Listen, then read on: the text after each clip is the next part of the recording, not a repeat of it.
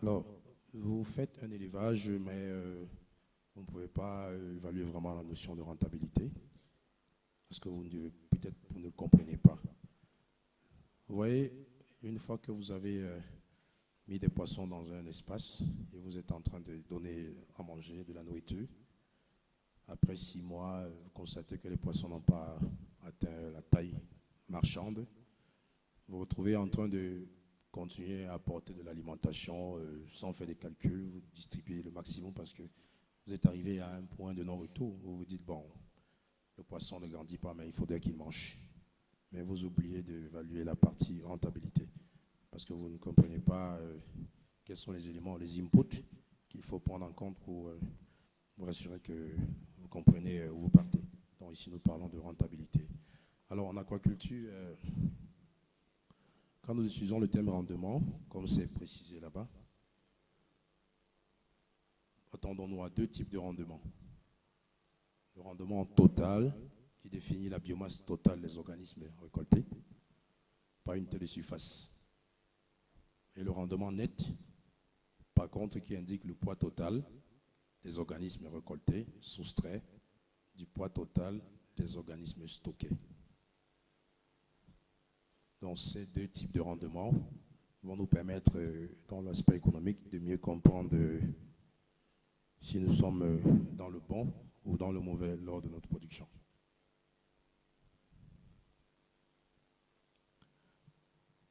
Alors, les facteurs qui influencent l'eau en pisciculture.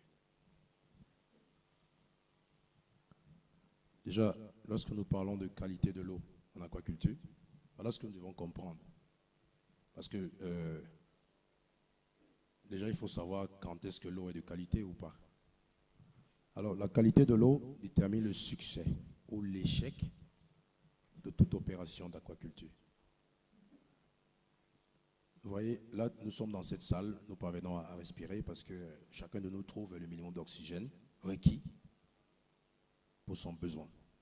Alors, si vous êtes dans l'eau et que le poisson ne trouve aucun élément aussi soit petit qu'il soit limitant, qui correspond à son besoin, l'eau ne sera pas de qualité pour sa croissance ou son développement. À titre d'exemple, lorsque nous parlons des eaux alcalines, les eaux qui contiennent quoi par exemple? Vous connaissez? Non, non, non, non, non.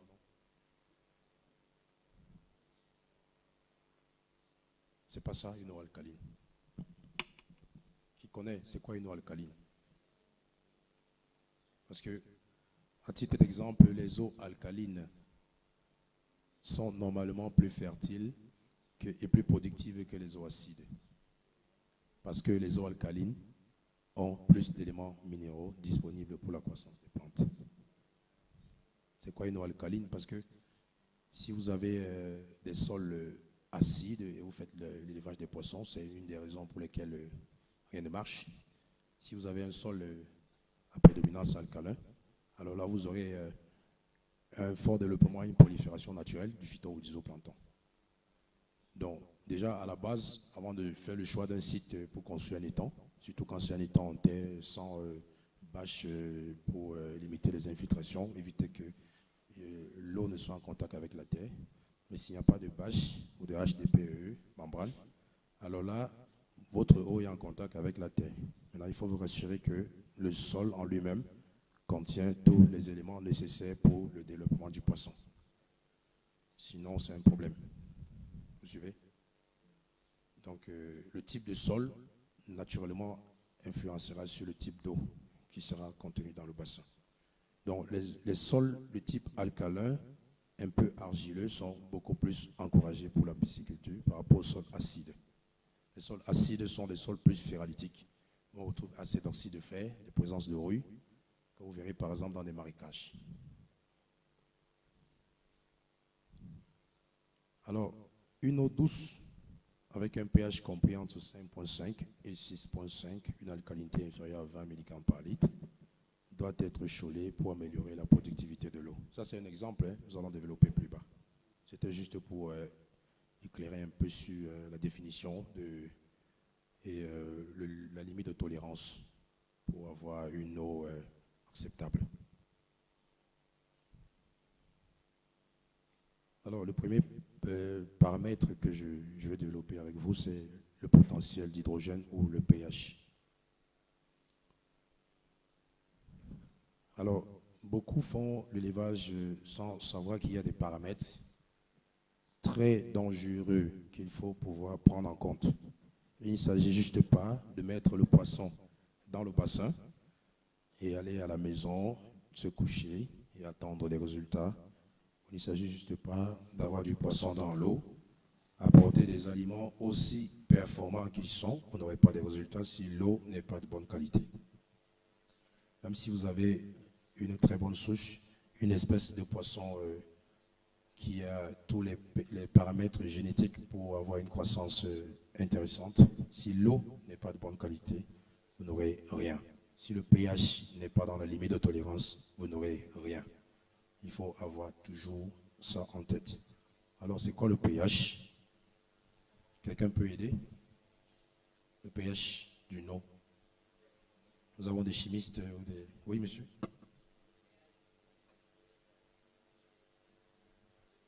D'une eau. Niveau d'acidité ou d'alcalinité. Bon, oui. Quelqu'un d'autre? Ne regardez pas ce qui est derrière, il y a déjà tout là-bas. Donnez-moi juste ce que vous avez comme niveau de compréhension par rapport à la question, pour que je puisse mieux vous orienter. Oui, monsieur?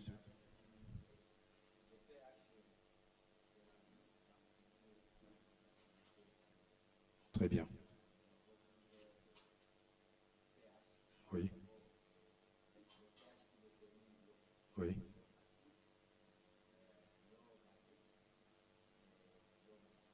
OK. Très bien, merci.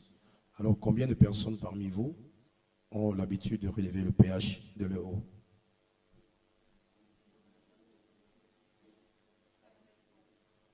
Pardon? Alors, vous avez de quelle valeur de pH dans votre exploitation?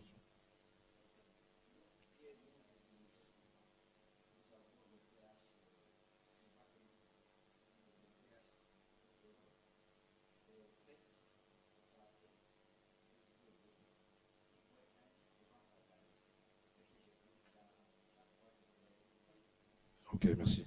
Quelqu'un d'autre qui... il y a beaucoup d'éleveurs ici, d'après votre présentation, donc je pense que vous avez beaucoup d'informations.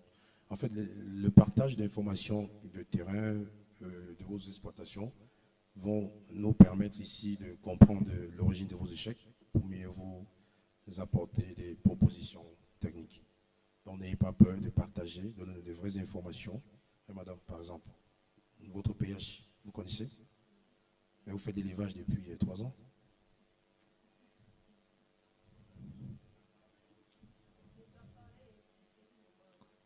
Les appareils sont d'ailleurs disponibles, c'est un problème d'information. C'est disponible. Nous allons en parler. C'est ça le but en fait de notre formation. La question est de savoir quelles sont les valeurs de vos différents pH. C'est pour déjà faire en amont un diagnostic de vos possibles difficultés ou pistes, pour avoir des pistes de solutions aussi. Alors, si vous n'évaluez jamais, vous n'avez pas idée du pH de votre bassin d'élevage, alors c'est un danger. Pourquoi? Parce que le pH influence sur l'alimentation. Quand le pH n'est pas dans la limite, le poisson ne mange presque pas. Alors si un poisson ne mange pas, vous gaspillez de l'aliment. Et lorsque vous apportez de l'aliment que le poisson ne mange pas, vous créez d'autres problèmes parce que cet aliment va se décomposer et sa décomposition apporte avec la matière organique, avec le soleil, la décomposition est accélérée et après derrière on a beaucoup de phytoplancton, absence de lumière, compétition, les organismes végétaux et à côté le poisson pour l'oxygène en absence de lumière. Alors vous étouffez vos poissons le matin, ils remontent, ils cherchent l'oxygène et il y a un retard de croissance. Donc vous voyez, le pH est important. Il faut le prendre en compte. La valeur du pH exprime l'intensité de la caractéristique acide ou basique de l'eau. L'échelle du pH varie de 0 à 14. Avec un pH de 7 correspond à un point neutre. Alors, les valeurs du pH inférieur à 7 sont acides. Ça veut dire qu'on a une forte présence d'ion hydronium, H+, ou H3O+. Alors, au-dessus de 7, c'est basique ou alcaline. Maintenant, le dernier paragraphe, on a précisé le pH optimum pour la croissance et la santé du poisson-chat que nous appelons Clarias ocellus et tilapia douce doit se situer dans l'ordre de 6,5 à 8,5. Ça veut dire si vous avez un pH inférieur à 6,5, alors vous aurez beaucoup de problèmes de croissance, vous aurez beaucoup de problèmes, manque d'appétit, et un poisson qui ne mange pas, on a déjà essayé d'énumérer un peu les conséquences relatives. Quand vous avez un pH supérieur à cette valeur, c'est une autre problématique que vous créez dans votre bassin. Donc c'est pareil, il faut tout faire pour rester dans les limites de tolérance. Ne pas descendre en deçà de 6,5 et ne pas remonter dessus les 8,5. C'est très important. Oui, maman. Bien sûr. C'est ça l'objectif. Tous les paramètres qui seront énoncés ici, vous aurez des méthodes de contrôle et correction. Mais si vous, à la fin de cette formation, vous décidez de ne pas appliquer ce qui a été partagé ici, vous n'aurez pas de changement. Parce que lorsque vous allez voir le médecin, c'est pour avoir une solution. Alors si le médecin vous donne des conseils, prenez vos antibiotiques et ne consommez pas d'alcool, mais vous consommez des antibiotiques avec les alcools, je pense que vous aurez des effets indésirables. Donc, prenez en compte ce qui sera partagé ici, posez le maximum de questions possibles, sans crainte, parce que je suis ici pour partager. Et vos difficultés vont me permettre d'apprendre aussi. Alors, le pH, est-ce qu'il y a des questions sur le pH? Oui, monsieur.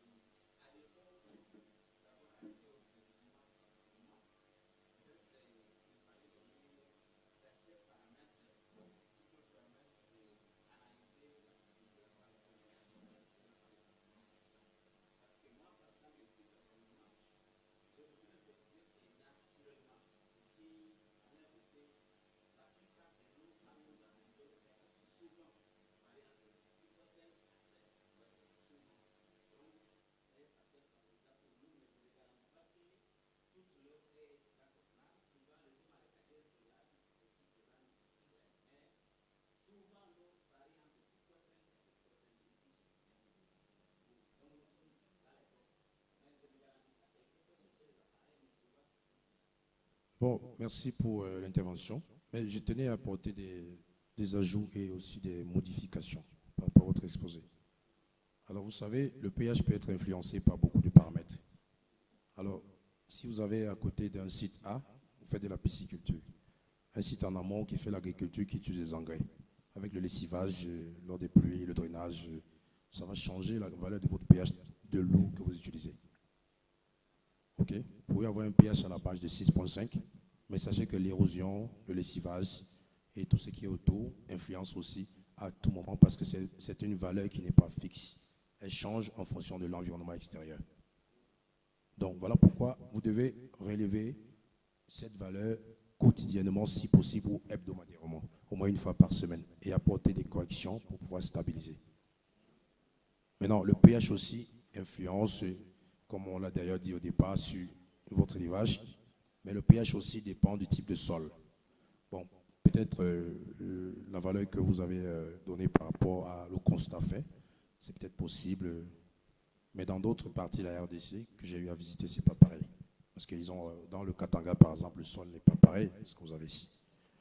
Donc l'idéal, si vous n'avez pas, vous voulez démarrer votre projet, si vous avez un laboratoire localement installé, vous pouvez prendre un échantillon de votre eau, aller jusqu'à faire des analyses des paramètres que vous voulez, pour avoir une idée au démarrage. Alors voilà ce que j'ai comme information du laboratoire par rapport aux paramètres importants qui sont d'ailleurs limitants pour le développement de la pisciculture.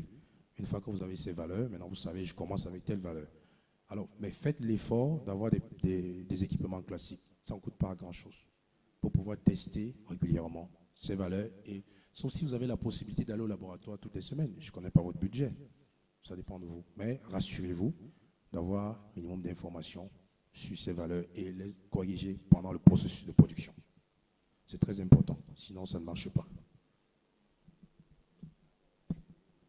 Alors, est-ce qu'il y a des questions sur le pH? Oui, monsieur.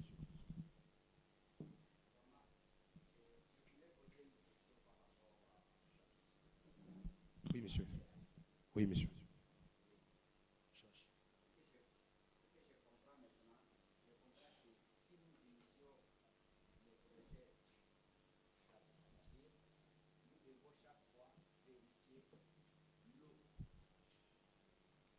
Oui, bien sûr.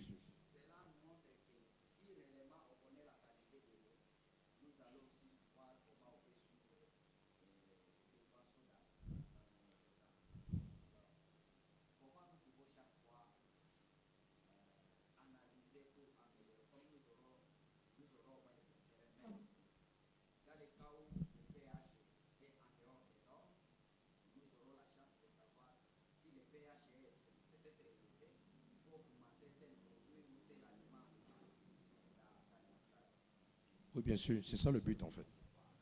Parce que ici, nous ne sommes juste pas là pour apporter des critiques, on est là pour comprendre et proposer des solutions.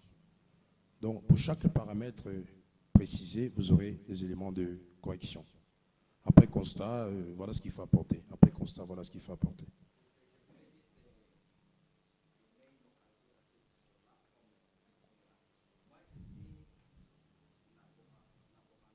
OK.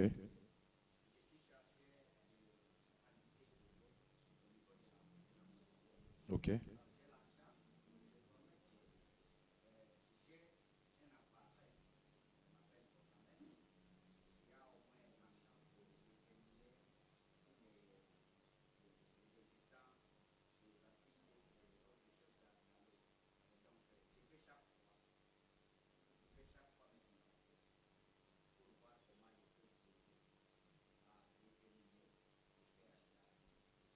C'est bien, merci. Il n'y a pas de problème.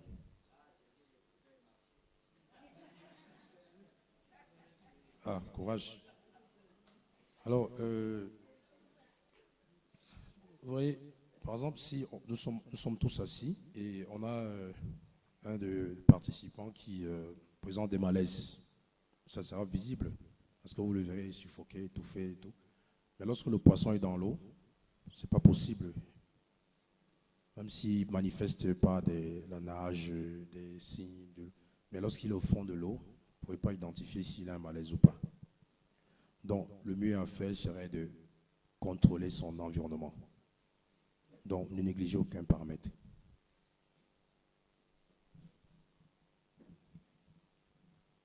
Alors, le deuxième paramètre, aussi délicat que le premier, c'est l'alcalinité. Beaucoup n'ont d'ailleurs jamais entendu parler, je pense.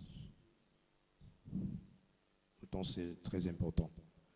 C'est même délicat de ne pas le prendre en compte. L'alcalinité est une mesure de la capacité de tampon de pH ou de la capacité de neutralisation de l'acide dans l'eau. Les concentrations d'alcalinité requises sont directement liées au pH du système et aux concentrations de dioxyde de carbone. Alors vous comprendrez que l'alcalinité et le pH sont étroitement liés. Parce que l'alcalinité, son rôle, c'est neutraliser l'acidité. Ça veut dire si vous n'avez pas dans l'eau ce qui vous permet de neutraliser cet acide, le pH ne pourra jamais être stabilisé. Il sera toujours acide. Alors lorsqu'il y a dans le milieu un élément qui nous permet de réduire le niveau d'acide, le pH remonte jusqu'à la limite. Et maintenant, il ne faut pas aussi apporter l'élément alcalin à l'excès, sinon vous allez trop le rendre alcalin et il va dépasser les 8,5 et s'est retrouvé à 10, 11, 12 et c'est toujours problématique pour la pisciculture. Alors, pour maintenir les concentrations, ce que nous appelons CO2 ou dioxyde de carbone, nous allons développer plus bas. Il faut, la valeur recommandée pour cette quantité, c'est 15 mg par litre pour le dioxyde de carbone. Le pH, c'est toujours bien, 6.5, 8.5, mais c'est encore plus mieux quand c'est entre 7 et 7.4. Là, c'est encore plus excellent. Il faut aussi maintenir la concentration d'alcalinité autour de 70 à 190. Alors, il vous faut aussi, dans tous les cas, penser à avoir un outil qui vous permet d'évaluer ce paramètre. Si ce n'est pas évalué, on a déjà parlé des conséquences qu'il y aura sur le pH, notamment l'acidité. Est-ce qu'il y a des questions? Il n'y a pas de questions. Donc, l'auditoire comprend. Oui, monsieur.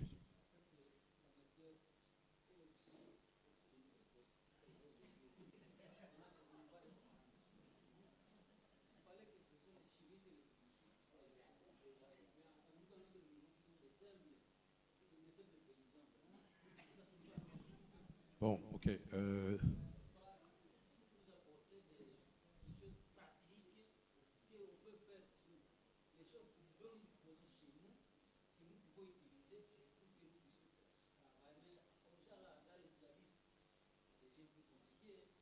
Bon, écoutez, monsieur. Vous voyez, si vous voulez produire, il faut suivre le changement.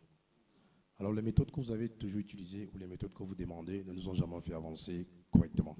C'est justement ça qu'il faut changer. Parce qu'aujourd'hui, il faudrait que vous fassiez l'impossible. Et je suis là pour vous aider, pour comprendre ce que nous faisons.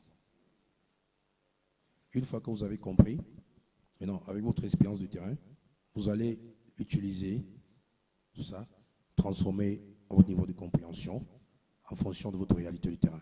Posez-moi des questions. Si je vous dis par exemple, ramenez-moi de la chaux, et vous me dites qu'il n'y a pas de chaux ici, ça n'existe pas au Congo, alors là, je vais vous proposer autre chose qui correspond à votre environnement. Mais je sais qu'il y a de la chaux ici. Donc, je pense plutôt que vous devez vous efforcer pour comprendre, parce que c'est comme ça qu'on pourra penser au changement. Et je suis prêt à utiliser les moyens qu'il faut pour vous expliquer. Posez des questions. Posez juste des questions. Vous parlez de ceci, je n'ai pas compris. Si vous allez vers un laboratoire, vous dites je vais tester le pH de mon eau, ils sauront quoi faire. Je vais tester le niveau d'alcalinité, ils sauront quoi faire. Je vais tester tel paramètre, ils sauront quoi faire. Et ils vous donnent des résultats. Maintenant, le docteur avait dit quoi? Voilà les paramètres que je dois prendre en compte. Voici les valeurs. Est-ce que les résultats du laboratoire correspondent? Ah, ça ne correspond pas. Le docteur avait dit si le pH n'est pas dans tel intervalle. Je constate que le laboratoire a dit mon pH est à 6. Il me faut 6.5. Qu'est-ce que je fais? On avait dit quoi? J'apporte ça. C'est tout. Vous n'avez pas besoin d'être un chimiste pour pouvoir apporter un élément de réponse. Donc, une fois que vous avez des valeurs qu'un chimiste dans un laboratoire, c'est son travail. Il est payé pour ça. Il vous donne les informations. Vous les avez, vous apportez les corrections. C'est tout. Donc, il faut que l'alcalinité soit respectée pour ne pas influencer sur le niveau d'acidité de l'eau. Et si ce n'est pas fait, tout naturellement, manque d'appétit, mortalité, arrêt de croissance. Alors, dans cette partie, nous parlons de comment ajuster le pH et l'alcalinité. Oui. Allez-y, je vous écoute.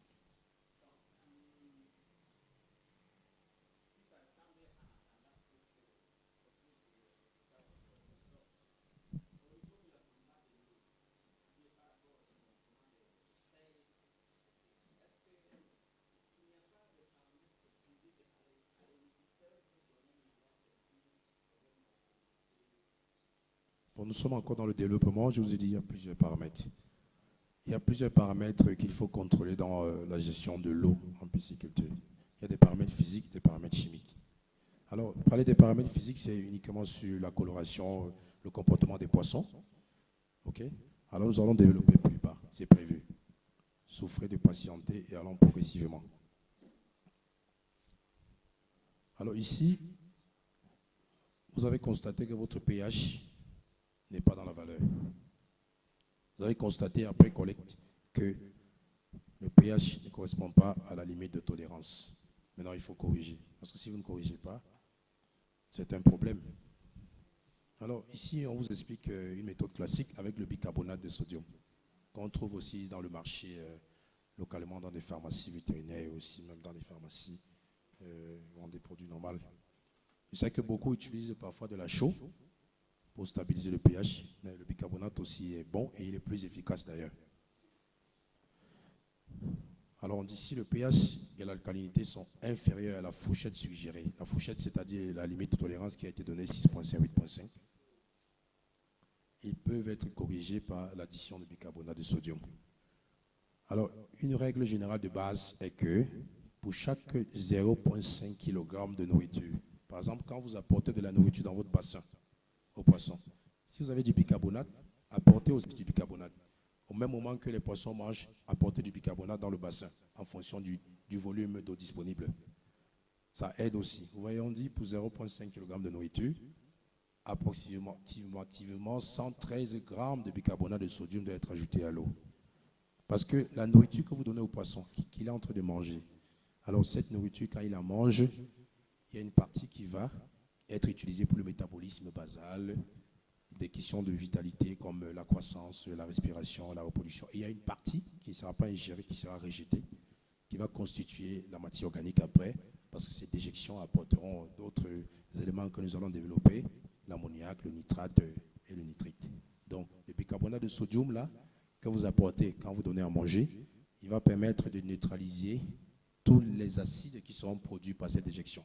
Et éviter, parce que lorsque le poisson ne mange pas la nourriture, le reste d'aliments qui va se décomposer, après, ce que ça va produire comme paramètres, ces paramètres vont influencer sur le pH.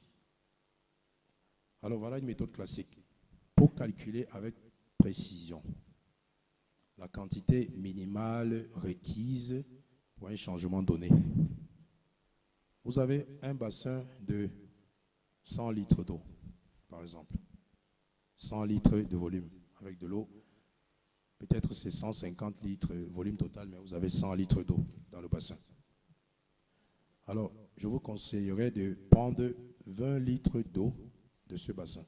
Ces 20 litres d'eau sont considérés comme échantillons de votre eau. Vous allez d'abord tester la valeur du pH et de l'alcalinité de cet échantillon. Peut-être initialement, vous avez d'abord testé pour le bassin. Maintenant, tout naturellement, si vous avez bien testé, lorsque vous allez prendre un échantillon, ça sera la même valeur. Ensuite, ça c'est classique. Vous fixez un quart de cuillère. Un quart de cuillère, vous pouvez dire 10 grammes, 15 grammes, ça dépend de vous. Vous fixez une quantité, un minimum. Ici, j'ai fixé un quart de cuillère à café de bicarbonate. Je verse dans l'échantillon. Alors, je vais homogénéiser. Après, bien sûr, on va tester la valeur du pH. Donc, vous avez déjà noté la valeur obtenue après test sans traitement. Une fois que vous avez fait cette opération, vous allez homogénéiser et retester. Alors, le bicarbonate de sodium que vous allez apporter dans l'eau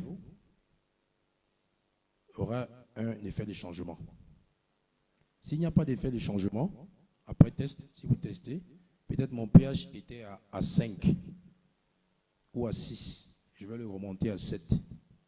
Apportez dans ce volume d'eau un quart de cuillère à café, bicarbonate. Vous homogénéisez, vous testez. Après test, s'il y a changement, c'est-à-dire notamment la valeur du pH de cet échantillon est remontée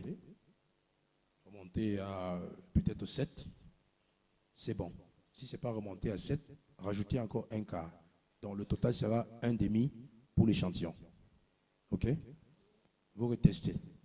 Une fois que vous avez stabilisé à un demi, vous allez avoir un résultat maximum. Vous aurez stabilisé, vous direz, mon échantillon était de 20 litres d'eau. J'ai pris un quart de cuillère x 2. Donc j'ai pris une demi-cuillère pour 20 litres et j'ai stabilisé le pH à 7 ou 7.5. Alors maintenant, mon volume d'eau dans le bassin est de 100 litres. Si pour 20 litres, j'utilise une demi-cuillère, pour 100 litres, il me faut quelle quantité de bicarbonate de sodium? Vous avez la quantité qu'il vous faut pour 100 litres, c'est ça que vous apportez dans tout votre bassin. Et vous allez ramener la valeur du pH de 6 à 7, comme vous l'avez eu dans l'échantillon. Est-ce qu'il y a des questions? Oui, monsieur.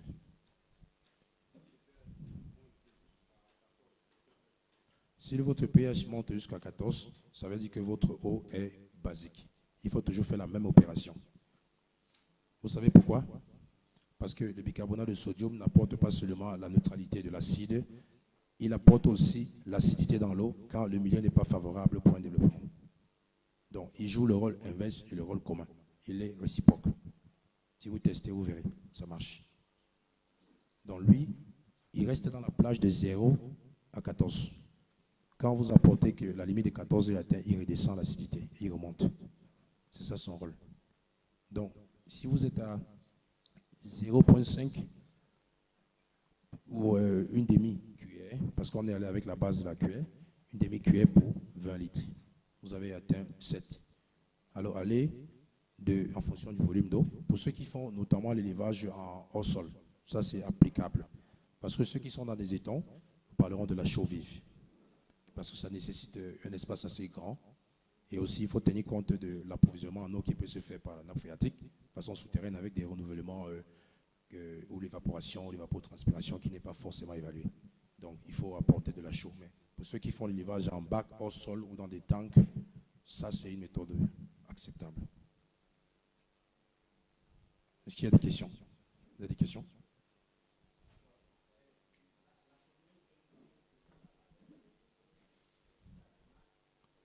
Oui. Pour la chaux vive, généralement, je recommande d'utiliser 3 kg de chaux par mètre carré au démarrage. Quand l'étang est vide, voilà les méthodes de traitement. Vous allez d'abord vider votre étang. Vous allez le laisser à sec pendant 3 jours, par exemple, pour aider le soleil à désinfecter, tuer ce qu'on peut avoir comme œufs de lézard, de crapaud et tout ça. Après la sec, maintenant vous devez apporter de la chaux, comme c'est le premier chaulage. Parce qu'il y a plusieurs types de chaulage. Il y a un chaulage au départ, lorsqu'on veut désinfecter le bassin, vous pouvez apporter 3 kg par mètre carré. Au départ, vous allez d'abord chauler la base et vous pouvez laisser cette chaux pendant 2 jours avant de faire la mise en eau. Ça, c'est la première fois. Maintenant, pendant le cycle d'élevage, quand vous serez dans le besoin d'apporter de la chaux pour correction, alors vous pouvez apporter carrément 10 kg de chaux pour 100 mètres carrés d'étang. Vous faites cet exercice chaque 14 jours. Ça marche.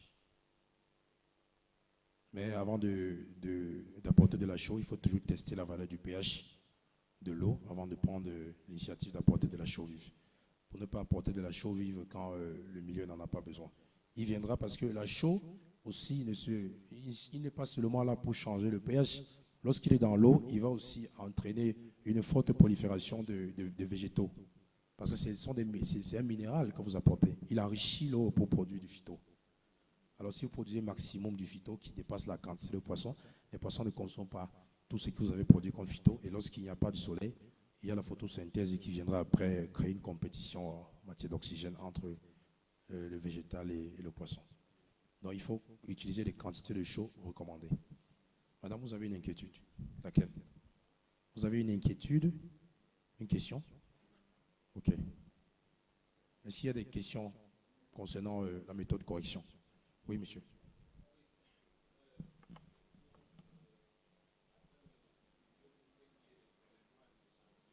Oui, monsieur.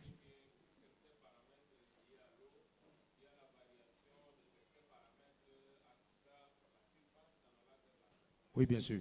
Bien sûr. Hmm.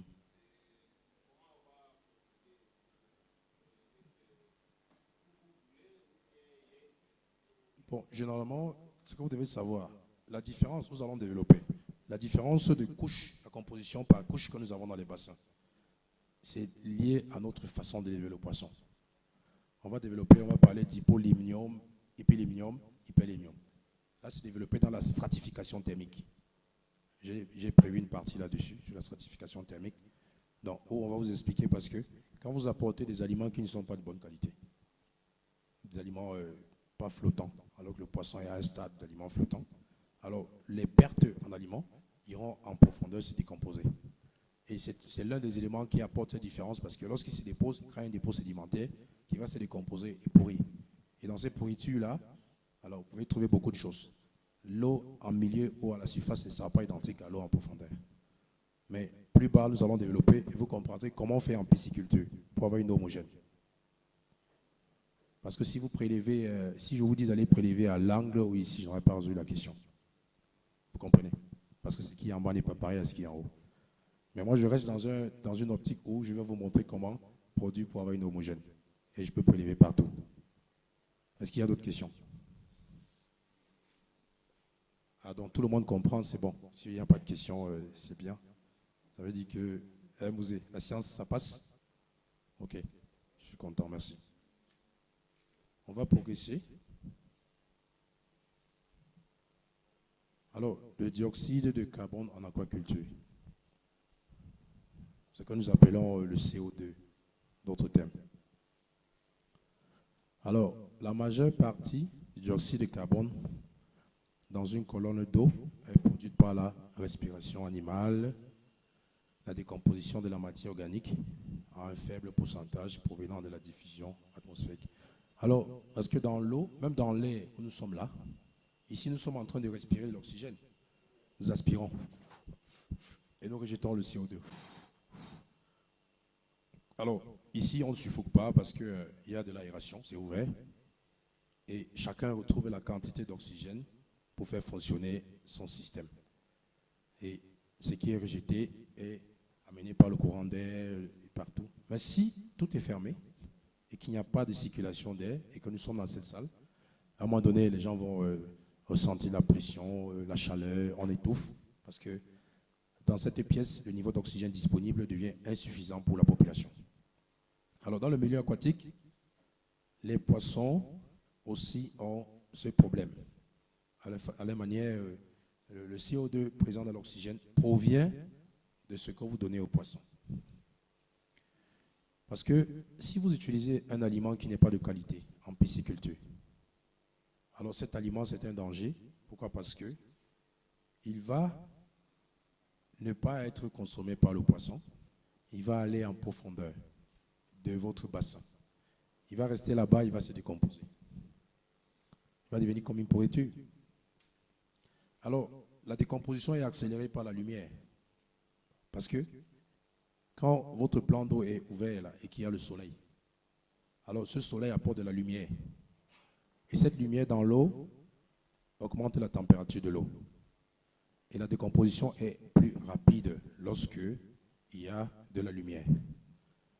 Et quand les restes d'aliments ou les déjections du poisson, parce que le poisson ne mange pas tout ce que vous lui donnez, il y a toujours des pertes, légères pertes, et même ce qu'il consomme, il n'ingère pas tout. Il y a ce qu'il rejette. Il prend une partie qu'il va consommer pour lui, pour grandir, grossir, vous donner la chair attendue. Mais il y a une partie qui sera rejetée, comme déchet ou matière fécale. Et alors cette matière fécale, en plus de l'aliment non consommé, va se décomposer. Et cette décomposition qui se fait avec le soleil, en journée, cette décomposition, pour se faire en présence de la lumière, produit de l'oxygène et rejette le gaz. L'oxygène qui est produit pendant cette réaction de décomposition, les poissons consomment. Là, il n'y a pas de problème. Les poissons sont bien portants. C'est pourquoi si vous faites un bassin à la maison qui est dans l'obscurité, c'est un problème pour la pisciculture. Il faut une présence de soleil. Pas excessivement, mais il faut une présence de soleil pour que la photosynthèse puisse avoir lieu. Et cette photosynthèse qui permet en journée d'avoir de l'oxygène et dans la nuit d'avoir du gaz carbonique que nous appelons dioxyde de carbone. Mais il faut pouvoir maintenant contrôler la quantité d'aliments que vous donnez aux poissons pour qu'on n'ait pas beaucoup de déchets.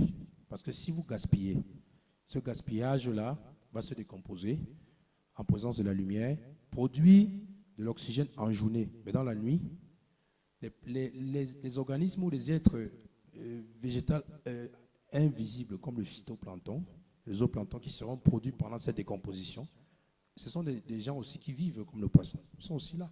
Donc, en journée, ils ont besoin d'oxygène aussi pour vivre. Ils sont produits par cette décomposition de matière organique.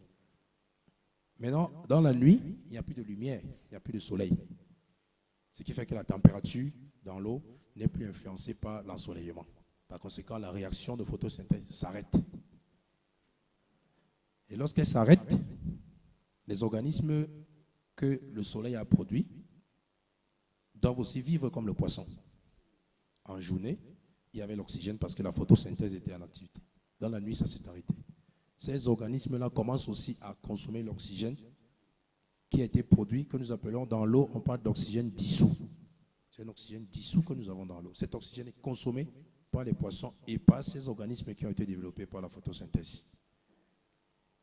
Et l'oxygène devient rare et le niveau de dioxyde de carbone élevé. Le matin, vous venez, vous constatez que les poissons sont à la surface en train de pipeter là. Vous voyez des cercles circonscrits à la surface. Ils recherchent l'oxygène. Généralement, c'est très tôt le matin. Parce que dans la nuit, il y a eu une forte compétition. Maintenant, ce que vous devez savoir, c'est que le matin, maintenant, le poisson est affaibli.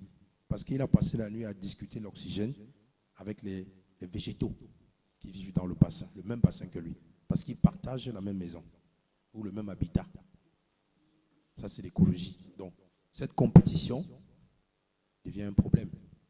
Le poisson est fatigué le matin. Maintenant, vous venez, la première réaction pour vous, c'est de donner à manger. Mais quand il mange, étant fatigué, il s'étouffe. Parfois, vous donnez à manger, il ne prend pas, il ne consomme pas, parce qu'il a un problème d'oxygène. Alors, tout cet aliment va encore au fond, et le lendemain, c'est la même histoire, et ainsi de suite. Et à la fin, vous dites, le poisson ne grandit pas, j'ai déjà fait 1 an et demi d'élevage, je suis à 2 ans, il n'y a pas de résultat. Est-ce que vous encouragez votre poisson à grandir? Point d'interrogation. Donc, c'est ça. Il faut... Oui, monsieur.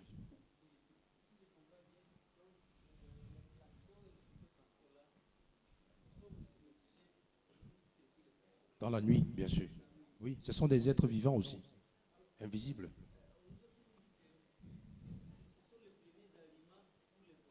Bien sûr que oui, mais dans la limite de la quantité.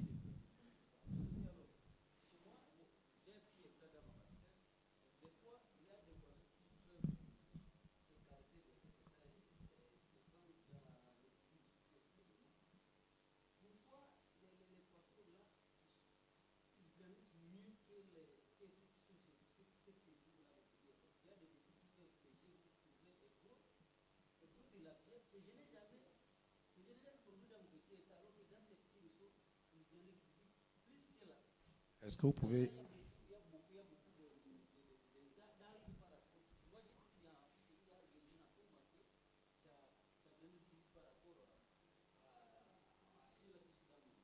Alors, pour répondre à votre question, je vais vous poser 2 questions. Elles vont nous permettre de répondre à votre question. La première, est-ce que vous pouvez évaluer avec précision l'âge du poisson que vous dites être gros?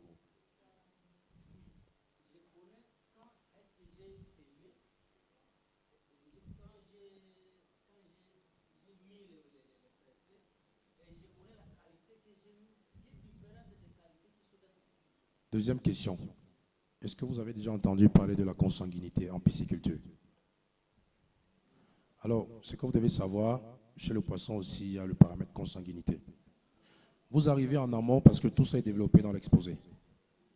La consanguinité en pisciculture, elle existe aussi. Deuxième question, est-ce que la souche de poisson que vous dites avoir dans votre bassin est suffisamment génétiquement préparée pour grandir? Voilà. C'est pourquoi je vous ai dit j'ai 2 questions à vous poser. Alors, vous pouvez voir un poisson de 500 grammes, mais qui a déjà 3 ans d'âge. Qui vous dit qu'il grandit? Vous pouvez voir un poisson qui est supposé atteindre 1 kg ou 2 kg, qui est supposé, parce que la taille de croissance, la taille de maturité sexuelle est définie en fonction de l'espèce. Il y a des poissons qui ne peuvent pas atteindre 1 kg. C'est génétique, c'est naturel. Il y a des poissons qui sont supposés dépasser 1 kg. Et après 1 an d'élevage, 2 ans d'élevage, ils ont toujours 200 grammes. Vous pouvez voir aussi des poissons qui sont supposés avoir 1 kg ou 2 kg d'élevage après la fin du cycle de production, mais qui effectivement ont ces 2 kg, mais quand vous regardez l'âge, il n'a pas eu ces 2 kg-là dans la limite du cycle, la durée du cycle recommandée. Si vous faites par exemple 2 ans pour me produire un poisson de 600 grammes de clarias, Alors là, il faut se poser des questions. Est-ce que j'ai eu une souche acceptable? Est-ce que j'ai eu un aliment performant? Est-ce que j'ai bien géré l'eau? Est-ce que j'ai eu l'expertise pour encadrer? Mais tout commence déjà par... Ici, nous sommes que dans l'environnement. Est-ce que vous pouvez, si le Seigneur lui-même n'avait pas créé d'abord le monde avant de créer l'homme, on devait habiter où? On commence d'abord par la maison. Hein? Une fois que le monde aquatique est créé, maintenant on va créer les poissons. Donc c'est ça qu'on va développer après l'eau. Il faut d'abord que l'eau existe, que l'eau soit dans de bonnes conditions, pour que maintenant je vous dise, dans cette eau, voici le type de poisson que vous allez aller chercher pour mettre dedans. Donc nous sommes encore en amont de nos difficultés. On va progressivement. Arrangeons d'abord la maison et après on va donner les locataires. Oui, maman, vous avez une question.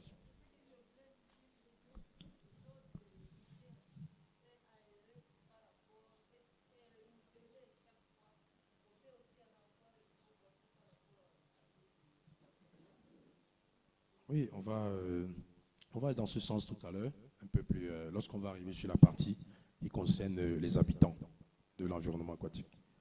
On va parler vraiment de toutes les façons, on va bien développer cette compréhension de consanguinité en pisciculture qu'il faut d'ailleurs ne pas négliger. Voilà. Oui, oui, on va développer. Je préfère qu'on reste, pour ne pas sortir du cadre, qu'on reste dans l'eau d'abord. Et les questions relatives au poisson lui-même, et après, bon, ça vient. Si c'est une question qui est relative à ce qu'on se dit, on va avec. Sinon, on reporte pour après.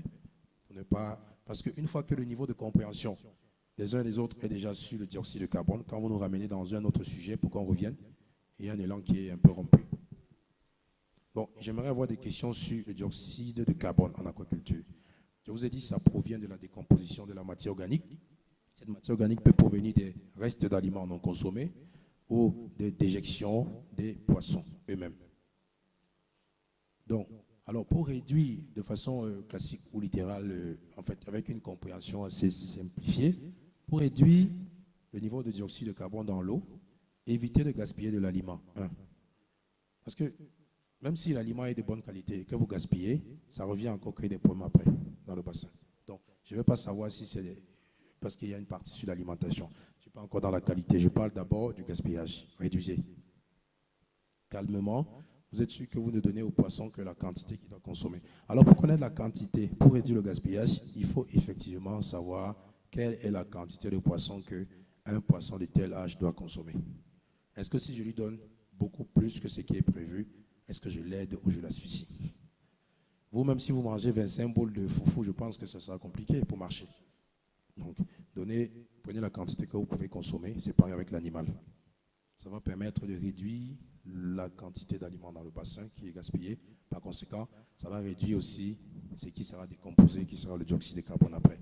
Et si vous réduisez, c'est une bonne chose. Maintenant, vous devez aussi chercher à avoir, ça c'est en amont, un aliment performant de bonne qualité. Parce que si vous donnez à un poisson juste de quoi manger, ce n'est pas forcément tout ce qu'on mange qu'on digère. Vous pouvez manger un aliment que vous ne digérez pas, l'organisme n'accepte pas et vous rejetez encore tout dans la nature.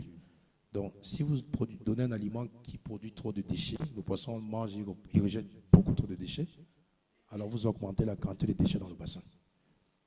Voilà. Ça aide à réduire le dioxyde de carbone. Et il y a aussi autre chose que d'aucuns font, parfois par ignorance, vous apportez les déchets de poules, de porcs, des animaux en général dans le bassin. Non, écoutez, vous devez maîtriser les quantités que vous apportez.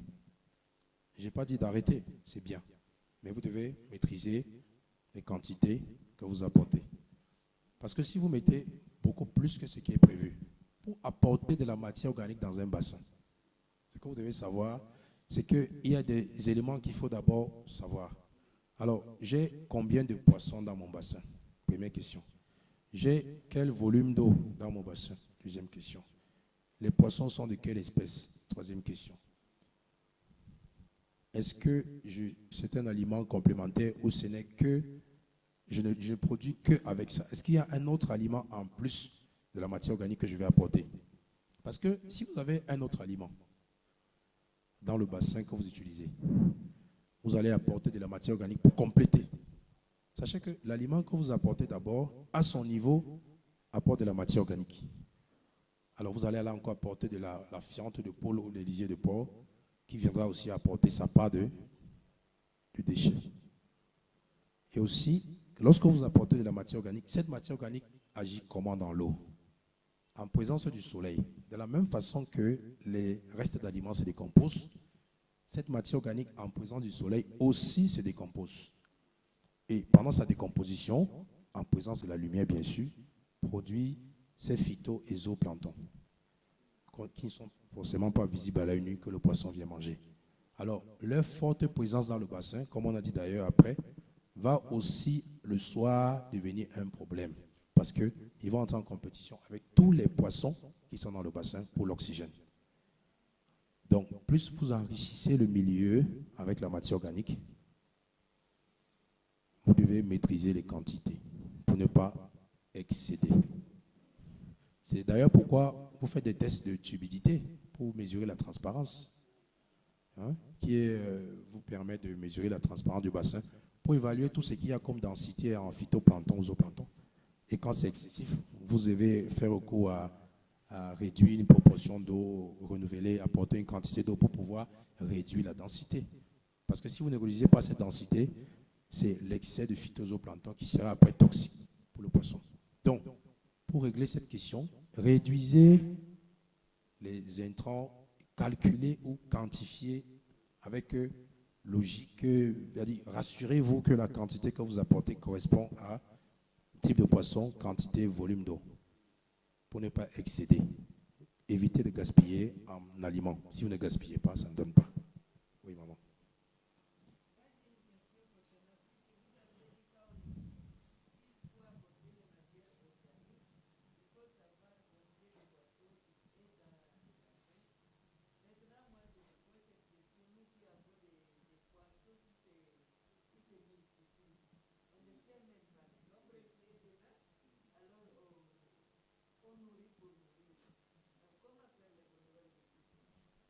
Oui, bonne question, maman. C'est pourquoi je vous disais d'ailleurs que nous avons une partie précise dans laquelle nous allons développer les locataires de l'habitat ou les poissons. On va parler d'eux.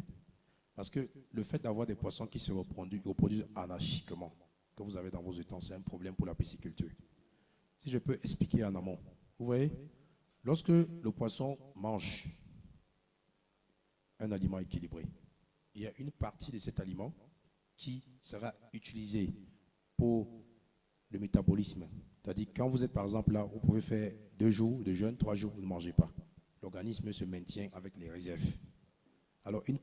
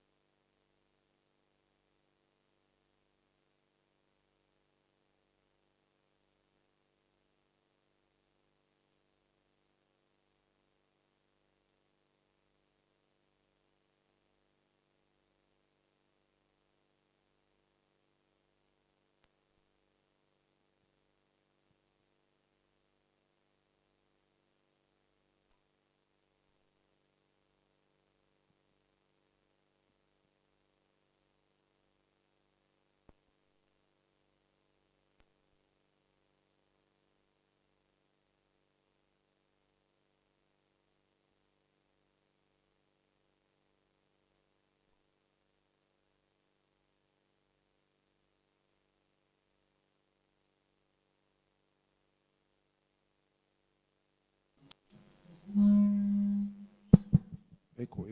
Ah. Oui, maman, comme on se disait tout à l'heure, je pense que vous avez un peu compris.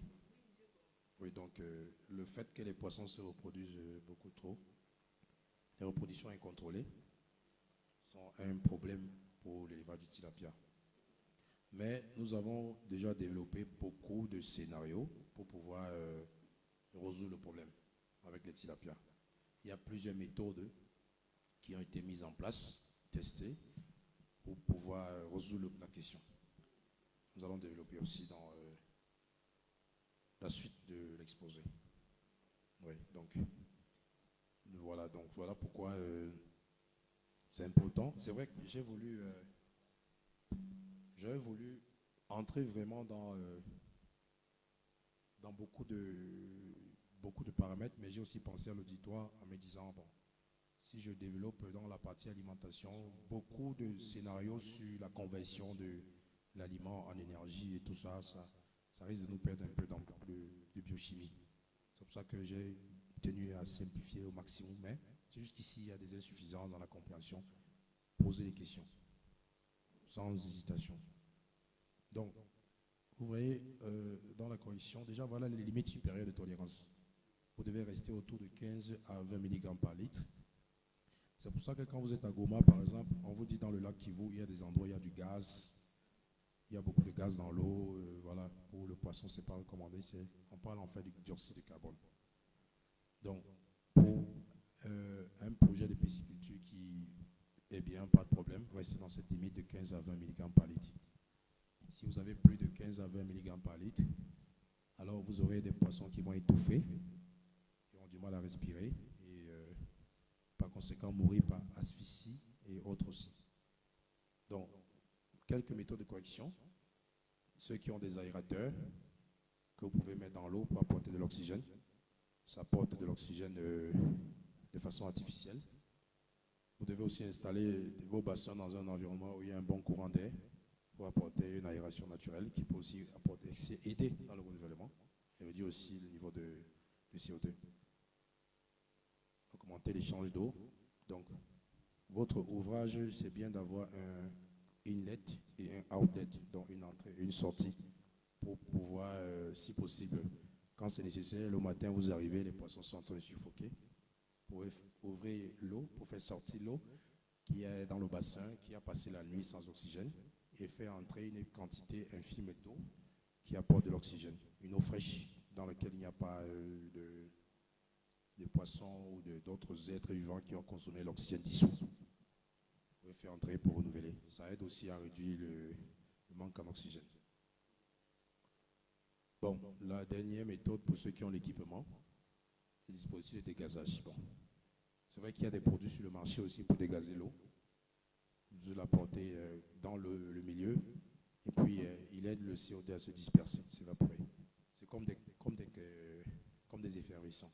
C'est disponible sur le marché pour soit dégazé. Bon. Et puis mousse, il fait sortir le CO2. Pour ceux qui font l'élevage dans des tanks ou des bassins de petite surface, vous pouvez utiliser. Est-ce qu'il y a des questions? Bon, ajouter la colonne stripping, c'est lorsque nous allons parler de la stratification. Comme le monsieur posait la question tout à l'heure, si vous voulez prendre l'échantillon d'eau, alors qu'il y a des différences de proportion de niveau dans une colonne d'eau, comment vous faites pour homogénéiser? Alors c'est une colonne, parce qu'on a dans un étang de 1 mètre, sachez que ce que vous avez à 0,3 au fond n'a pas la même composition que ce qui est à 0,2 et ainsi de suite jusqu'à la surface. Donc ajustez parce que dans un milieu où il y a un manque d'oxygène, vous aurez en deçà, c'est-à-dire au fond, vous aurez encore moins d'oxygène qu'à la surface. Vous allez voir, les poissons ont parfois tendance à fuir le fond, ils sont à la surface, quand la question d'oxygène en bas est beaucoup plus limitée. Donc, quand on parle d'ajuster la colonne stripping, c'est cette colonne-là, cette différence d'auteur, pour que ça soit homogène. Bon, parfois, vous pouvez utiliser, vous voyez, aujourd'hui, il y a des aérateurs comme des pandas que vous voyez sur l'eau qui tournent pour pouvoir apporter l'oxygène. Oui, madame.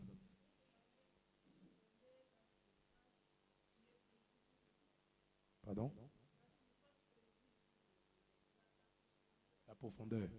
Bon, c'est une question qui est importante, intéressante d'ailleurs. Vous voyez déjà pourquoi la profondeur en pisciculture? Commençons par là.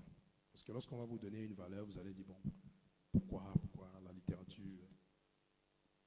Quand vous faites un étang dans un espace, vous devez tenir compte de l'ensoleillement aussi. L'ensoleillement. Alors, ce que vous devez savoir, c'est que moins la colonne d'eau est importante. Vous vous dites, par exemple, moi je vois des gens qui font des bassins avec 0,5 hauteur. Je vois plusieurs. Si vous évaluez en plein soleil la température de votre bassin, vous verrez que vos poissons sont en difficulté. Butembo n'a pas le climat de Béni. Déjà, vous devez le savoir. Je ne connais pas le Congo, hein, mais je sais que ce n'est pas pareil. Donc, 0,5 température. Maintenant, je vais répondre à votre question. Mais avant, j'explique un peu la température, la hauteur, la profondeur en pisciculture. Pourquoi cette valeur? Donc, 0,5, quelqu'un a son étang, et puis, vous voyez, la température, tout à l'heure, on a parlé de la lumière, avec la photosynthèse. Moins la profondeur est importante, ça entraîne directement un boom en matière de phytoplancton dans le bassin. Parce que le soleil, lorsqu'il pénètre l'eau, il va jusqu'au fond. Il chauffe toute la colonne. Il y a un fort développement en phyto et en zooplancton. En journée, c'est bien, mais à partir d'une certaine heure, quand le soleil est tombé, ça devient extrêmement problématique. Parce qu'avant la tombée de la nuit, il y a déjà compétition en oxygène. Maintenant, lorsque vous faites une colonne d'1 mètre, alors vous allez dire, bon, 1 mètre c'est raisonnable, j'ai résolu la question. Mais vous devez tenir compte de ce qu'on appelle la zone benthique, la zone de fond, pour des espèces comme le clarias. Lorsque le soleil apporte de la lumière, qui va venir chauffer la colonne, 1 mètre, on va dire non, 1 mètre c'est acceptable. Vous devez savoir qu'il y a une colonne qui reste en profondeur que nous appelons l'hypolimnion, qui est une colonne froide. Vous voyez, en matière de... Bon, cette question, si vous voulez, je descends par exemple, je viens plus bas, j'explique et je remonte. Ça va vous aider.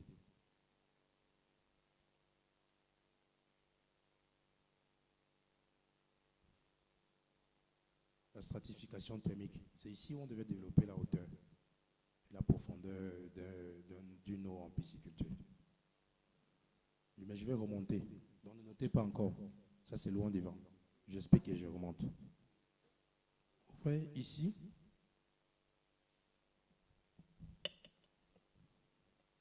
vous voyez l'eau, non?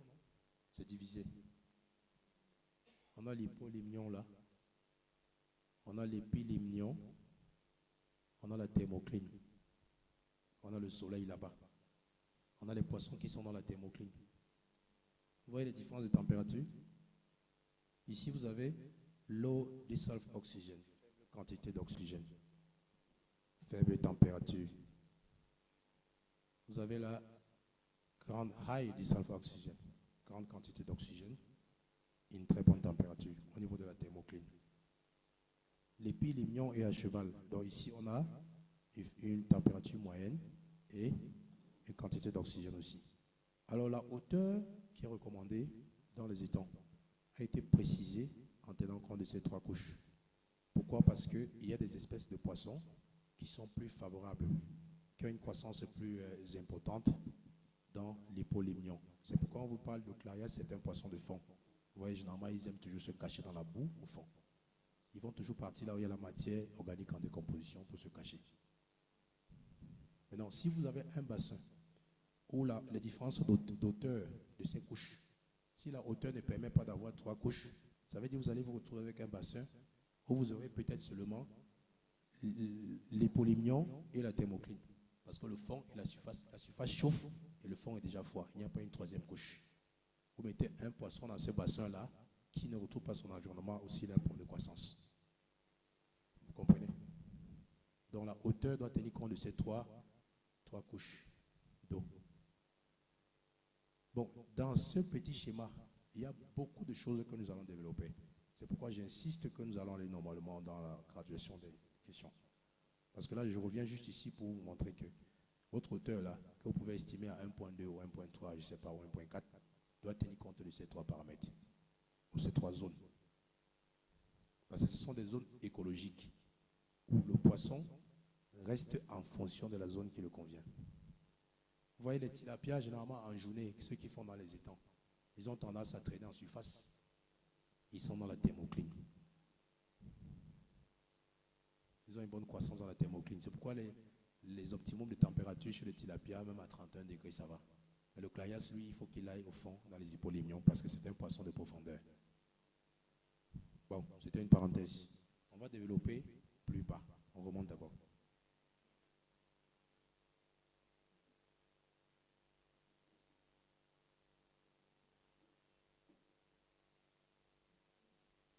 Dioxyde de carbone. Est-ce qu'il y a des questions? Il n'y a plus de questions. Donc tout le monde a compris ce qu'il faut faire dans un étang. Donc on doit tester son pH, on doit tester l'alcalinité, on doit connaître la valeur du CO2 dans l'eau de son étang. Maintenant, si vous n'avez pas d'équipement, pour connaître la valeur du CO2, observez les paramètres physiques comme le comportement des poissons. Les poissons ne respirent pas bien, ils vont à la surface chercher de l'oxygène. Les poissons ne s'alimentent pas parce que l'eau n'est plus de bonne qualité. C'est un paramètre physique. Vous estimez, je mets l'aliment, il vient à côté, il tourne, il ne marche pas. Ça veut dire qu'il y a quelque chose qui ne marche pas. Je dois changer l'eau. Ça, c'est un aspect comportemental qui va dans les paramètres physiques détectables à l'œil nu. Par exemple, si vous faites l'élevage des clarias et vous constatez que vos clarias se luttent beaucoup, sont toujours en train de se bagarrer, se blesser et tout. Alors, vous devez vous poser 2 questions. La première, est-ce que j'ai une souche de clarias qui, à la base, génétiquement, n'est pas cannibale? Parce que le cannibalisme chez le clarias est assez parfois développé.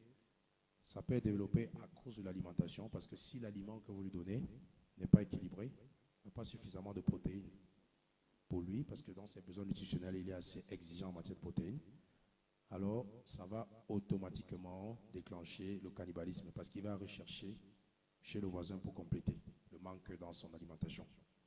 Donc, si vous constatez que les poissons sont blessés, ils bagarrent tout le temps, alors, si vous êtes sûr que votre souche, à la base, parce qu'il y a des souches de clarias qui sont cannibales, génétiquement, vous les achetez, c'est des alevins, mais c'est des cannibales.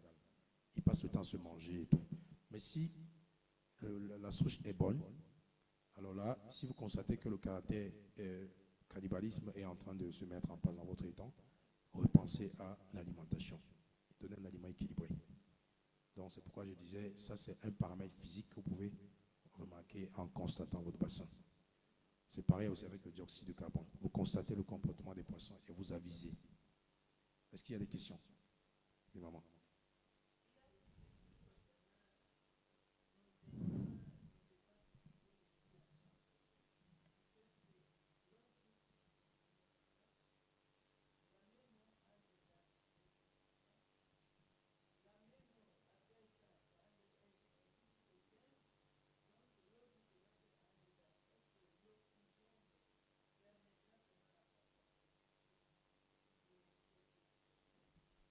Ok, merci.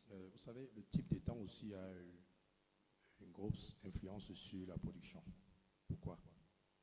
Alors, vous avez des étangs en série, si j'ai bien compris, dont l'alimentation de l'un dépend de l'autre. Alors, sachez que si dans un étang, il y a une pathologie ou une insuffisance, ça ramène ça sur la seconde et ainsi de suite, si je comprends bien. Alors, vous devez vous rassurer que vous avez mis en place un bon protocole biosanitaire ou protocole de biosécurité d'élevage pour se rassurer que chaque étang, même si ça fonctionne dépendamment, que les étangs soient en bonne santé. Si cette condition est respectée, il n'y aura pas de problème. Mais si vous n'avez pas un bon protocole, c'est que j'entends par protocole de biosécurité en pisciculture, ce sont les bonnes pratiques d'élevage en pisciculture. Bonnes pratiques d'élevage, vous avez un étang. Alors, si vous devez mettre de la matière organique dans cet étang, il faut respecter les quantités, parce que vous devez savoir qu'il influence sur les autres aussi. Si vous devez apporter de l'aliment dans un étang, apportez la quantité raisonnable, parce que cet aliment-là, s'il y en a beaucoup qui va se décomposer, cette décomposition, les impacts de cette décomposition vont s'appliquer sur tous les autres étangs. Donc si vous avez un bon protocole biosécurité, quantité d'aliments apportés, quantité de matière organique à respecter, fréquence de nourrissage à respecter. Si vous respectez le protocole de tous les étangs, alors aucun n'aura un impact négatif sur l'autre. Alors si j'avais été à la conception de votre projet, je vous aurais recommandé ceci. Vous pouviez à la limite utiliser un étang comme un étang tampon ou un étang de compost uniquement, où il n'y a pas de poisson. Ce poisson est en amont. Vous ne fertilisez pas les étangs indépendamment. Vous utilisez un étang comme compostière qui est en amont. Dans cet étang, vous allez apporter tout ce qui est apporté comme fumier organique. Et c'est cet étang qui alimente avec son eau tous les autres étangs. Donc la matière organique est déposée là-bas et ça quitte de là. Cette eau qui part de là est déjà fertilisée, riche en matière organique ou en nutriments. Ça draine et puis ça alimente tous les autres. Vous verrez qu'il y aura une grosse différence au niveau de production parce que quand vous fertilisez aussi chaque étang indépendamment, si vous fertilisez un autre beaucoup trop, il aura un impact sur les autres.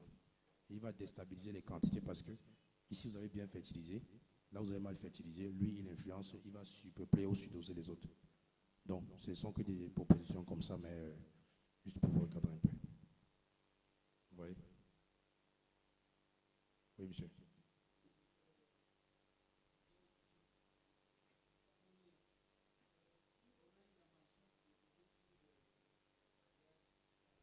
Oui.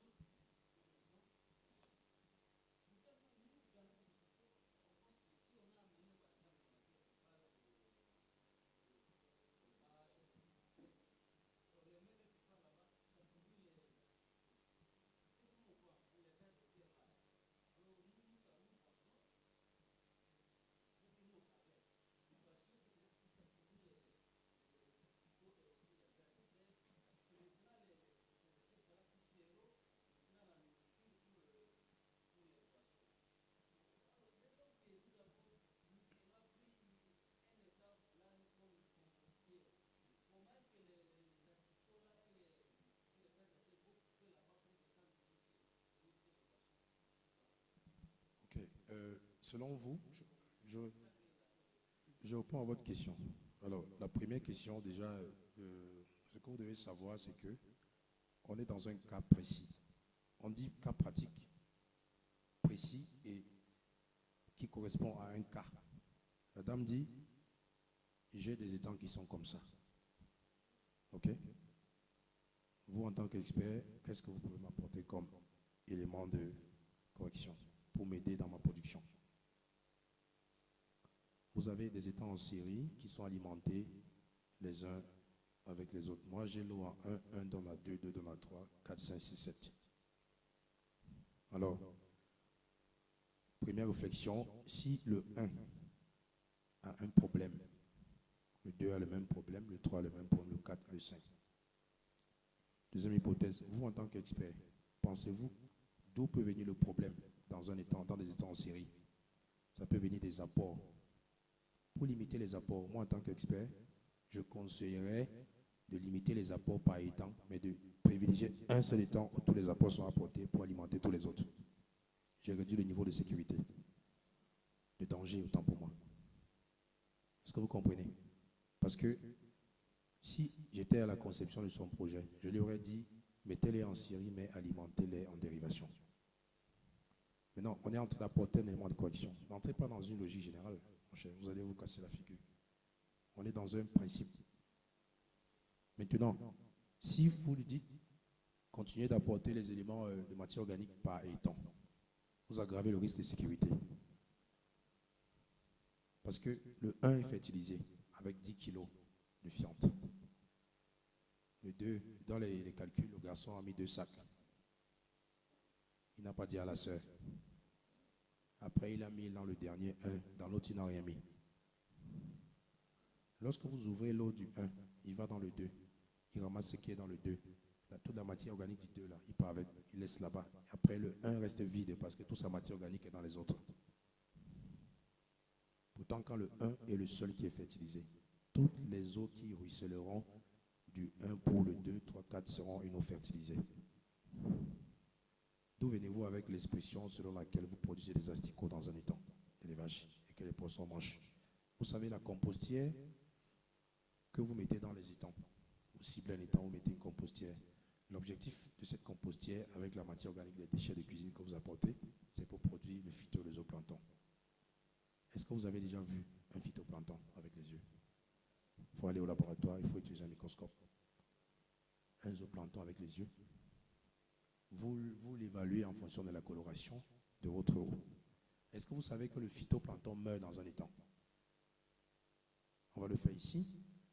Il y a des productions qui ne marchent pas parce que le phytoplancton et le zooplancton sont morts. Vous avez bien fertilisé le milieu, mais le phyto et le zooplancton ne sont plus vivants. Et ils encombrent l'espace. Alors, imaginez que dans son cas, chaque étang a été fertilisé indépendamment et que le drainage a donné du boom dans un étang, le dernier notamment, parce que tous les autres se vidangent là-bas. Et ce phyto et zooplancton mort, vous verrez l'impact de la mortalité du phyto et du zooplancton en pisciculture. Comprenez? Pour la deuxième question, c'était déjà quoi, s'il vous plaît? Vous disiez? Pour le cannibalisme. Alors, ce que les uns et les autres font parfois pour réduire le cannibalisme, c'est le calibrage. Vous avez 1000 poissons dans un bassin. Vous décidez de faire une pêche de contrôle chaque 2 semaines. Où vous baissez l'eau complètement. Vous prenez les poissons, vous prenez l'échantillon, vous calibrez, vous mesurez le poids. Les têtes de l'eau, les poissons, il y a des équipements pour ça, pour des filets différentes mailles, diamètre, pour séparer. Alors les plus gros, ou ceux qui ont une taille identique ou homogène, d'un côté, hétérogène, de l'autre côté. Mais ça demande de l'espace. Parce que lorsque vous voulez faire l'élevage de Clarias, même si à la base l'espèce n'est pas cannibale, vous pouvez faire naître le cannibalisme pendant l'élevage avec l'alimentation. Et pour combattre ça, il faut calibrer. C'est le calibrage.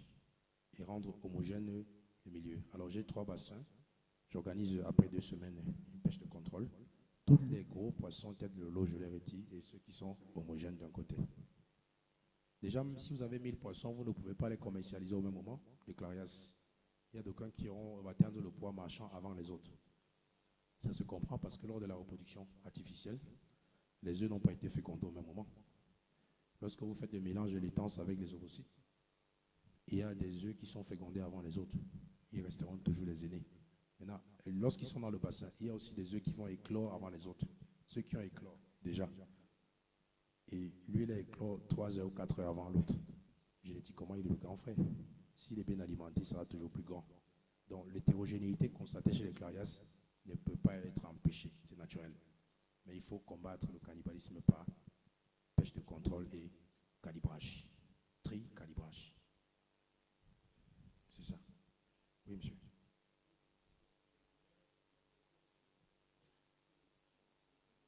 L'oxygénation de l'eau.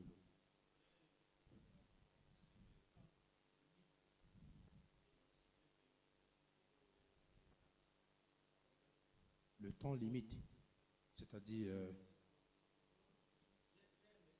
oui, oui, oui, oui. Alors vous me demandez combien de temps l'oxygène fait dans l'eau de disparaître, si je comprends bien. Non, mais il y a toujours l'oxygène dans l'eau, c'est dissous. Est-ce que l'oxygène peut finir dans cette salle si vous ne fermez pas tout ce qu'il y a comme ouverture? Oui, oui. Alors, le niveau d'oxygène, la présence ou la disponibilité va dépendre de votre densité de mise en charge. Quand je parle de densité, on a développé tout à l'heure dans la terminologie. Il n'y a pas seulement le nombre de poissons que vous devez compter.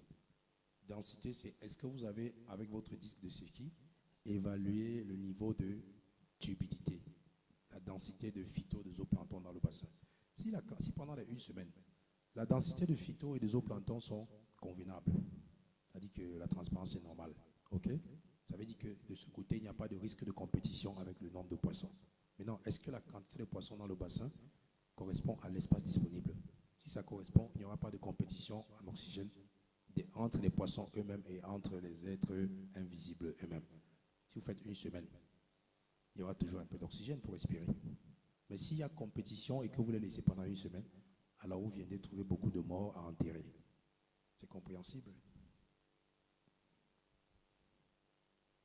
C'est bon? Oui. Oui.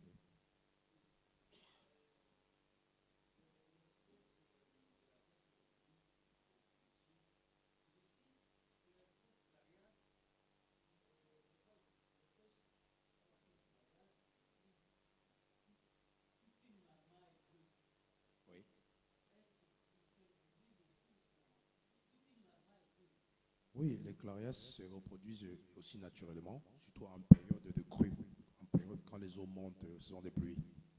La reproduction du clarias c'est possible, mais c'est toujours mieux de le faire artificiellement. Pourquoi? Parce que le clarias ne se reproduit pas tout le temps. Il faut attendre 1 an et demi, voire 2 ans, pour qu'un poisson qui a reproduit une fois puisse encore se reproduire. Donc le cycle est long de reproduction et la démographie qui ne fait qu'augmenter, on a besoin de manger. C'est pourquoi on préconise la reproduction artificielle pour accélérer en fait le processus. Mais si vous laissez un clarias naturellement dans un bassin et qu'il y a des mâles féconds et des femelles aussi, le moment de la reproduction arrive, ils vont faire une reproduction. Alors la reproduction naturelle chez le clarias, ça se passe de cette façon. La femelle va pondre les œufs, le mâle viendra balayer la laitance avec sa queue et l'incubation se fait à l'extérieur. Mais chez le tilapia, l'incubation est dans la bouche. Pour des monoparentales, ça peut être soit chez la femelle qui porte des œufs ou chez le mâle. Comme je vous ai dit tout à l'heure, ne freinez pas l'évolution du travail, parce que tout ça, c'est des questions qui seront résolues un peu plus tard. Restons dans le cadre des paramètres exposés. Merci. Est-ce qu'il y a des questions sur le dioxyde de carbone? Sinon, on va avancer.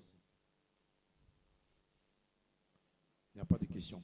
Donc, on a déjà le pH, on a l'alcalinité, on a le dioxyde de carbone, les niveaux de tolérance, les actions à prendre pour corriger et les risques qu'on encourt si on ne corrige pas. C'est ça, non?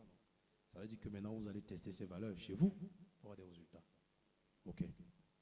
C'est ça le but, parce que si vous partez d'ici et vous allez reproduire ce que vous faisiez avant, vous aurez dépensé en temps, vous aurez patienté pour nous pour rien, parce que vous nous avez beaucoup patienté pour rien, si vous n'appliquez pas tout ça après. Donc, essayons de capitaliser ce qu'on va apprendre ici. Alors, voilà un autre paramètre qui est très, très, très important en pisciculture, que beaucoup négligent même d'ailleurs. Le chlore. Surtout nos amis qui utilisent l'eau de la régie des eaux pour la pisciculture. Déjà, nous-mêmes, en tant qu'êtres humains, on consomme de l'eau qui contient déjà du chlore. Il y a en chimie ce qu'on appelle la bioaccumulation, qui est si on peut expliquer en français facile, c'est lorsque vous consommez un aliment qui contient une toxine, par exemple. Peut-être dans un aliment, il y a un métal, ou du fer, ou quoi que ce soit, à très petite quantité. Alors, l'organisme ne digère pas le métal. Ça veut dire que s'il y a du fer, un petit truc, il va se rester dans l'organisme. Il ne sortira pas. Il va aller se poser dans l'estomac, il va attendre. Alors, au fur et à mesure que vous consommez un aliment qui contient ce métal, il s'accumule. C'est ça la bioaccumulation. Aujourd'hui, vous mangez un poisson qui contient des toxines. L'organisme digère les toxines, reste dans l'organisme. Vous mangez comme ça sur 1 an, 2 ans, 3 ans, 4 ans, 5 ans. Beaucoup de fois parce que au début, c'est une très petite quantité qui n'agit pas. Il n'y a pas encore d'effet négatif. Au fur et à mesure que la bioaccumulation se fait, cette accumulation devient toxique pour l'être humain. Et on va vous diagnostiquer un cancer ou quoi que ce soit après. C'est ça la bioaccumulation. Ça provient toujours d'un élément qui a commencé sur le temps. Alors le chlore, que vous voyez également, est un facteur limitant en pisciculture, tant pour l'homme que pour l'animal. Parce que quand le poisson est dans un environnement qui a beaucoup de chlore, il peut ne pas mourir, mais ce poisson produit pour votre alimentation sera toxique avec le temps. Il faut faire attention.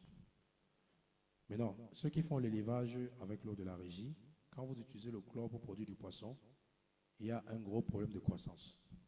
Les poissons ne grandissent pas. Pour que les poissons grandissent, dans une eau chlorée, il faut éliminer le chlore.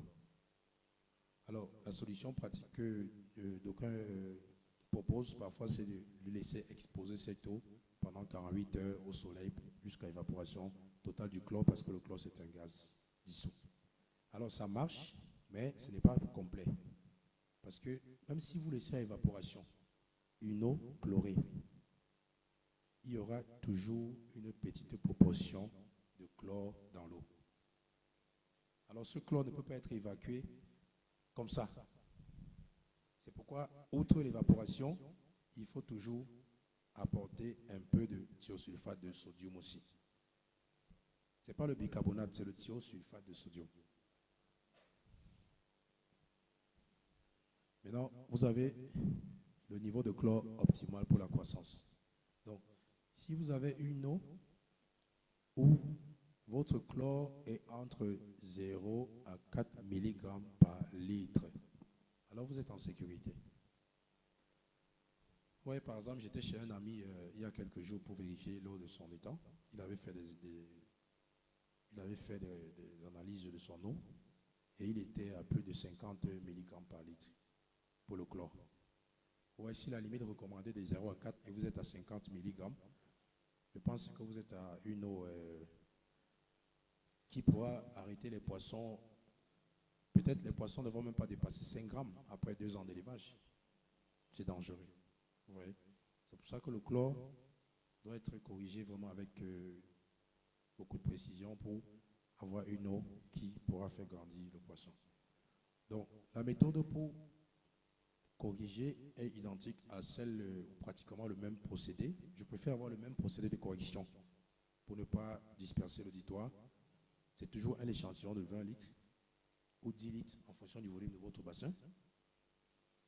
Et vous testez la valeur du chlore et après vous apportez un quart de cuillère de thiosulfate de sodium, vous testez. Si ça ne marche pas, vous rajoutez un quart. Normalement, à une demi-cuillerée pour 20 litres, vous devez avoir un changement.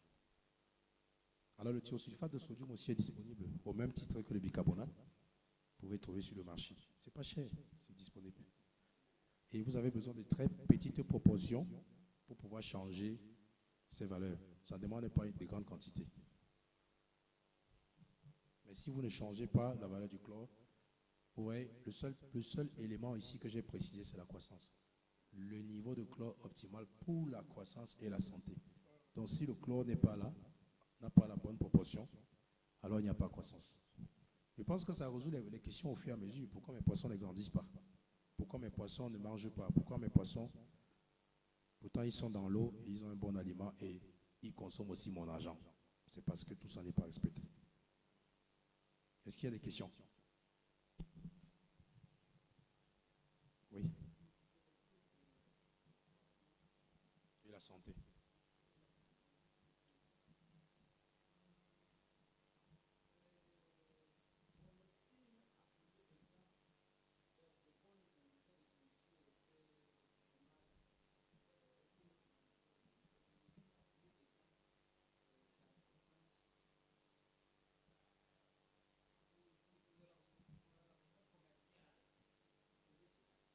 Oui, mais c'est vous qui êtes pisciculteur. Alors, je ne sais pas quand vous voulez vendre votre poisson. Votre question est de savoir quelle est la durée d'un cycle normal.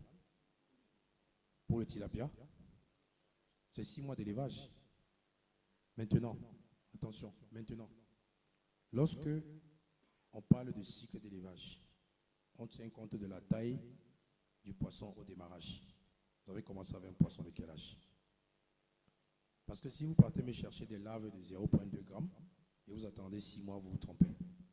Lorsqu'on parle de démarrage, au démarrage, vous devez commencer avec des fingerlings ou des juvéniles.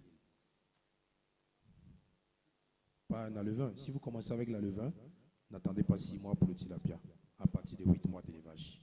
8 mois d'élevage. Là, vous avez commencé avec un alevin. Mais si vous commencez avec un fingerlings, vous êtes à 6 mois d'élevage pour un cycle. Fingerlings, vous devez commencer au moins à 10 grammes de poids Bon, 10 grammes, généralement, c'est la taille recommandée pour l'élevage en cage. Entre 5 et 10 grammes. Mais si vous mettez dans des cages des poissons de 0,5, vous allez faire des élevages en 2 ans. Ça, c'est pas bon. Donc, 5 grammes à 10 grammes. Vous pouvez commencer. Pour des cages. Maintenant, si vous avez 5 grammes aussi, en étant, en 6 mois, avec les paramètres qu'on dit contrôler, un bon aliment, une bonne espèce, en 6 mois. Mais si c'est des alevins inférieurs à 5 grammes, 0,2, 0,3, 0,5, il faut compter 8 mois d'élevage. Je pense que j'ai répondu à votre précision. Merci. On va continuer. Bon, on fait le dernier paramètre avant de prendre de la pause. Oui. Oui, les clarias, en général, bon, vous verrez en matière d'alevin de clarias, la taille généralement à la vente qui est recommandée, c'est 5 grammes. Vous voyez? Donc si vous avez 5 grammes, vous ferez en 6 mois. Maintenant, si vous achetez des alevins d'1 gramme, il faut compter 8 mois d'élevage aussi. Mais en 8 mois, vous n'aurez pas le même poids que chez le tilapia, bien sûr, parce que le clarias, comparativement au tilapia, a une croissance supérieure. Merci. Donc on fait le dernier paramètre et on prend une pause d'1 heure. Dernier paramètre. Alors, après le chlore, vous devez tenir compte du chlorure de sodium. Vous voyez, il y a beaucoup de paramètres qu'il faut connaître pour faire le poisson. Le poisson, c'est une activité qui nécessite beaucoup de précision. Il ne faut pas juste prendre vos économies à la banque, aller acheter des semences, aller acheter des alevins et faire des étangs et vous dire être pisciculteur. Si vous faites de la pisciculture pour gagner de l'argent, il faut prendre ça avec beaucoup de précision. C'est une école. Ça vous demande de la disponibilité, beaucoup de sérieux. Parce que c'est facile de gaspiller de l'argent dans cette activité. Et c'est facile de gagner de l'argent aussi, beaucoup d'argent. Mais il faut être précis et ne pas négliger tout ce qu'on donne comme détail là-bas. Sinon, vous serez surpris. Parce que le chlorure de sodium, vous voyez, la salinité se réfère à la concentration totale des ions dissous dans l'eau. Les principaux contributeurs étant le calcium, le sodium, le potassium, le bicarbonate, le chlorure. Alors, si vous n'arrivez pas à évaluer le niveau de salinité de votre bassin, imaginez un peu le tilapia que vous avez ici. C'est un tilapia d'eau douce, non? Alors, si vous le prenez pour aller le mettre dans la mer, où il y a beaucoup trop de sel, est-ce qu'il va grandir? Si vous prenez un poisson qui grandit dans la mer, qui est habitué à un niveau de salinité extrême, et vous le ramenez dans l'eau douce, il ne peut pas grandir. Donc, maintenant, la salinité, le sel dans l'eau est présent en fonction de ce que vous apportez. Vous allez voir quelqu'un qui va vous dire, je suis déjà expert pour fabriquer des aliments. Il va commencer chez le provendier, là, il achète des trucs, il mélange le bicarbonate, le prémix ici, il mélange parce qu'il a lu dans la littérature, sur Internet, et il apporte beaucoup de sel dans l'alimentation. Parce que dans les eaux calcinées que vous voyez, il y a des sels minéraux en quantité considérable qu'il faut pouvoir évaluer quel est le besoin nutritionnel de mon poisson à tel stade de vie. Parce que quand le poisson est à 1 gramme, il n'a pas les mêmes besoins qu'un poisson de 5 grammes. Il n'a pas le même besoin nutritionnel qu'un poisson de 10 grammes, et ainsi de suite. Donc même si vous voulez produire vos aliments, prenez la peine de penser aux besoins nutritionnels du poisson au stade, pour ne pas lui donner ce qui ne correspond pas à son milieu. Parce que la part de sel non iodé que vous voyez présent dans un milieu aquatique provient en partie de ce que vous donnez comme nourriture. Donc, c'était une parenthèse sur le type d'aliments utilisés que nous allons développer. Donc, faites attention sur ce que vous donnez aux poissons comme intrants. Parce que le tilapia vient des eaux douces, il ne vient pas de l'eau de mer. Donc, ne le mettez pas dans un milieu qui ne correspond pas à sa biologie. Vous-même, si on vous retire maintenant, on vous dit, bon, à partir d'aujourd'hui, vous allez vivre dans le feu. Je pense que beaucoup seront calcinés avant la fin de la journée. Donc, ce n'est pas possible de vous retirer et mettre un poisson qui n'apprécie pas. Il peut supporter des limites de tolérance. Il peut tolérer certaines quantités de sel. Mais à l'excès, ça devient problématique. Alors, s'il n'y a pas de questions, on prend une pause d'une heure, comme on s'est dit, et on reprend après une heure, bien sûr. Oui.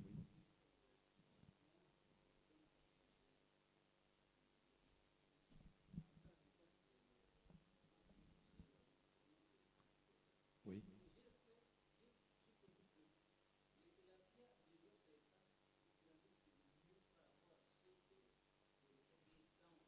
De votre étang. Oui.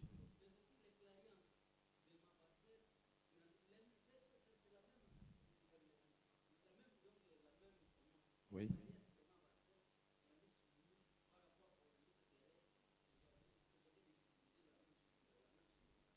Oui.